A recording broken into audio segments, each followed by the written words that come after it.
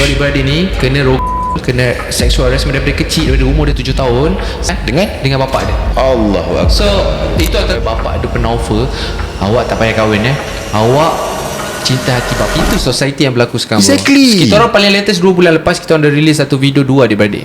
Dua adik-beradik ni kena sexual harassment daripada kecil, daripada umur dia 7 tahun sampai umur dia 18-19 macam tu, saya tak ingat, dengan bapak dia. Allahu Akbar. So paranoid bapak dia sampai anak dia balik ke rumah kan daripada sekolah, check sebab takut anak dia disentuh orang luar. Padahal itu just mental illness punya problem gila babi lah, cakap bapak dia. Bapak dia check betul-betul. Check kemaluan lah. Check kemaluan, takut ada orang pegang ke. Padahal benda tu budak sama sekolah lagi. So that's why I cakap society kita ada orang kat dunia luar sana, dia anggap dalam environment diorang tak berlaku benda ni. Sampai bila cakap mana mak tak cakap apa ke?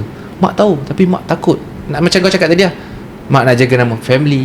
Takut jiran cakap family kita ni apa, polis datang. Inilah yang berlaku dekat society kita. Bila kita nampak perempuan, kita nampak seorang perempuan tu menjadi liar, betul, menjadi pergi ke sana, semuanya berlaku. Memang betul pilihan, betul, tapi disebabkan trauma hidup yang sangat kuat.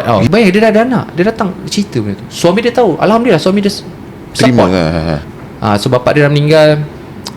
Dia cerita lah masa bapak dia meninggal, dia tak sedih pun, dia tak nangis. Sebab that's crazy trauma yang dah ditinggalkan. Dua adik-beradik ni kan, dia macam contoh adik dengan kakak. So diorang duduk satu rumah dengan family semua kan. So diorang kena cari jalan macam mana diorang nak keluar dari rumah ni. Nak lari rumah susah, diorang nak kena kahwin adalah exit plan dia. Betul, exactly. Jadi adik ke kakak saya lupa, antara salah seorang kahwin.